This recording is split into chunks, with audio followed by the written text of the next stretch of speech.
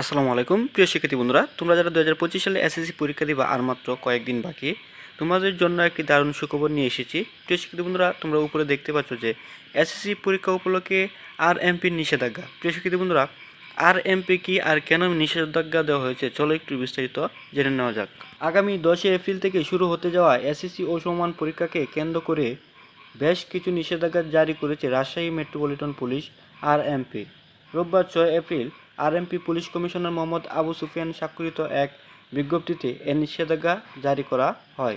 পরীক্ষা কেন্দ্রের চারপাশে যাতে কোনো ধরনের বিশৃঙ্খলার শব্দ দূষণ কিংবা জনসমাগম না ঘটে তা নিশ্চিত করতে মহানগরীর 27টি কেন্দ্রে আরোপ করা হয়েছে কঠোর নিষেধাজ্ঞা। 1992 এর বিভিন্ন ধারা অনুযায়ী এসব নির্দেশনা অমান্যকারীদের বিরুদ্ধে নেওয়া হবে কঠোর আইনানুগ ব্যবস্থা। আগামী 10 এপ্রিল থেকে 13 মে পর্যন্ত পরীক্ষা চলাকালীন রাজশাহী মেট্রোপলিটন পুলিশ আইন 1992 এর 29 ক, 29, 30 দ্বারায় অর্পিত ক্ষমতা বলে নিম্নবর্ণিত পরীক্ষা কেন্দ্রসমূহের চতুর্দিকে 200 গজের মধ্যে মিছিল, মিটিং, সমাবেশ, বিক্ষোভ প্রদর্শন, মাইকিং, বিস্ফোরক দ্রব্য ও অস্ত্র বাহিনী নিষিদ্ধ ঘোষণা করা হয়েছে।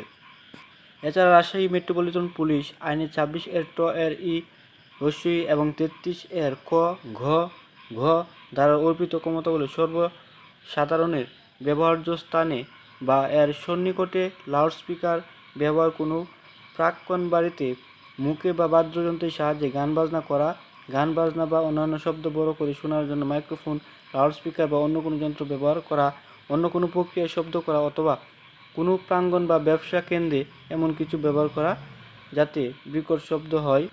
আইন অমান্যকারীদের বিরুদ্ধে যথাযথ আইনানুগ ব্যবস্থা গ্রহণ করা হবে। প্রিয় শিক্ষার্থী বন্ধুরা, এটা তোমাদের জন্য একটি দারুণ সুখবর। যে উদ্যোগটা রাজশাহী থেকে নিয়েছে, এই উদ্যোগটা কিন্তু সারা বাংলাদেশে নেওয়া উচিত। প্রিয় শিক্ষার্থী বন্ধুরা, তোমরা যাতে মানসম্মত একটি পরীক্ষা দিতে পারো, যাতে তোমাদের কোনো বিশৃঙ্খলা সৃষ্টি না হয় এবং তোমাদের শব্দে যেন বা কোনো কারণে যাতে তোমাদের পরীক্ষা নষ্ট না হয়, সে ব্যাপারে রাজশাহী আইনশৃঙ্খলা বাহিনী এর একটি দিক নির্দেশনা এবং পরামর্শ দিয়েছে এবং সেটা পালন করার জন্য বলা হয়েছে, যাতে তাদের কোনো ক্ষয়ক্ষতি না হয়। প্রিয় শিক্ষার্থী বন্ধুরা, আমাদের উচিত প্রত্যেক বিদ্যালয়ে এরকম একটি নিয়ম চালু করা, যাতে পরীক্ষার্থীরা ভালোভাবে পরীক্ষা দিতে পারে। প্রিয় শিক্ষার্থী বন্ধুরা, সকল শিক্ষা রিলেটেড আপডেট পেতে সবার আগে চ্যানেলটি সাবস্ক্রাইব করে রাখো।